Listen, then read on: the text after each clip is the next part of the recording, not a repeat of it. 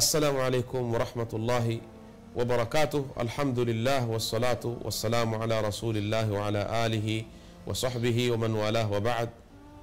Na leo ndugu zangu watazamaji wapendwa, tutakuwa na mwingine katika wale wanaopendwa na Mwenyezi Mungu, na huenda vile vile ikawa huyu ni wa mwisho katika wale tutakaowazungumzia wanaopendwa na Mwenyezi Mungu kutoka katika hadithi za mtume wetu Muhammad sallallahu alayhi wasallam. Alafu itakachobaki ni kueleza kwa ujumla wale wanaopendwa na Allah subhanahu wa ta'ala na vipi tutaweza na sisi kujitahidi ili kuwa ni miongoni mwao.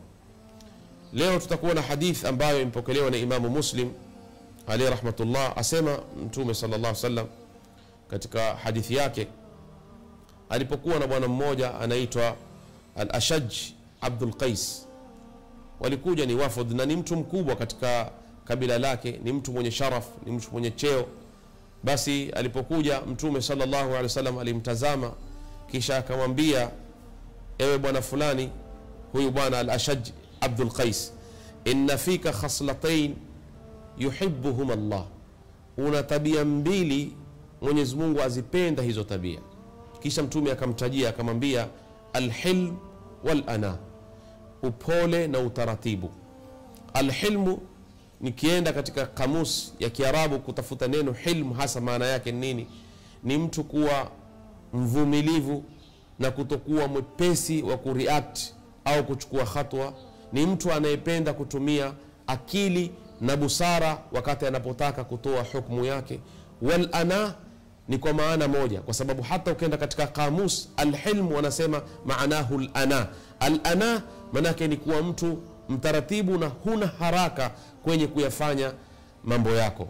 Kwa kweli sifa hizi mbili ni sifa nzuri, na ukiangalia matatizo ya jamii kama Waislamu tunavyoishi leo, basi kukosekaniwa kwa sifa hizi mbili kumeharibu mambo mengi.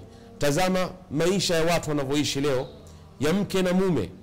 Tafuta sababu ya mtengano ulio baina ya mke na mume, waliachana wakabaki watoto wametaharika, yani mbali, dhiki upande huu, dhiki upande ule. Tafuta sababu nini, utapata sifa mbili hizi hazikutumika, yani upole, utaratibu, kuwa na uvumilivu, kuwa na subra, kutumia akili na busara kabla hujatoa hukumu. Sikwambii tu ni nyumba moja, yani familia, bali nenda hata katika jamii, nenda hata katika dual, nenda hata katika nchi kubwa kubwa. Utapata sababu kubwa ya ugomvi ambao leo umeenea na umezorotesha jamii yetu. Utapata sababu kubwa ni kwamba watu wamekosa tabia kama hizi. Sasa ikiwa mtume sallallahu alaihi wasallam amwambia huyu bwana, una tabia mbili ambazo Mwenyezi Mungu azipenda, ni kwamba yoyote mwenye kujipamba na tabia kama hizi bila shaka atapendwa na Allah. Na siri kubwa iliyo katika tabia hizi mbili ni kwamba yeye Mwenyezi Mungu jalla jalaluhu kasifika na tabia hizi.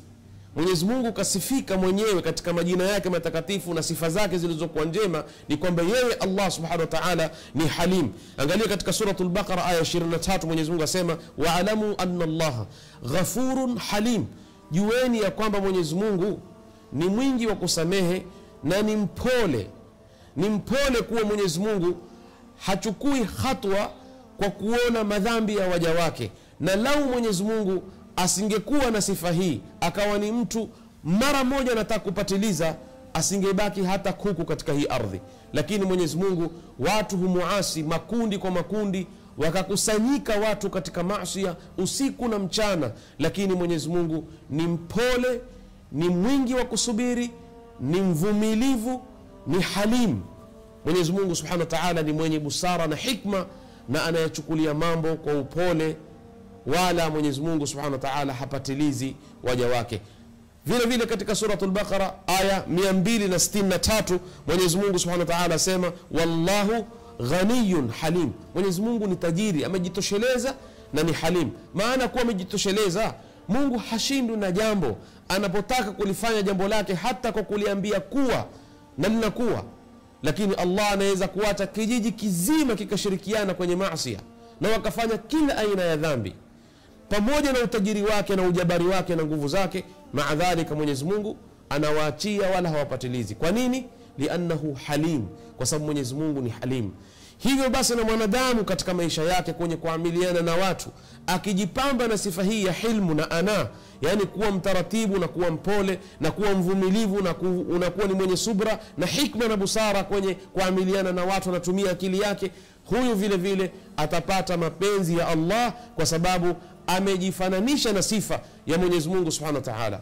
Wengi watashangaa, kwani tunafaa kujifananisha na sifa ya Mungu? Mwenyezi Mungu sifa zake ziko peke yake na majina yake ni yake peke yake, lakini kuna baadhi ya sifa ambazo wameshirikiana Mungu na hata wanadamu, wala hilo sikosa. Lakini si sifa zote. Huwezi ukamuita mwanadamu Ar-Rahman. Ar-Rahman ni sifa yake jalla jalalu ya kipekee, lakini Al-Halim, Ar-Rauf, sifa kama hizi hupatikaniwa kwa mwanadamu, na hata mtume wetu amesifiwa na sifa kama hiyo alipomwambia Raufur Rahim, yani kwamba mtume Muhammad vile vile ni Rauf na Rahim, na haya vile vile ni majina ya Allah na sifa zake Allah jalla jalaluhu. Ndugu zangu, tujipambe na sifa kama hii ili na sisi tupate mapenzi ya Allah subhanahu wa ta'ala.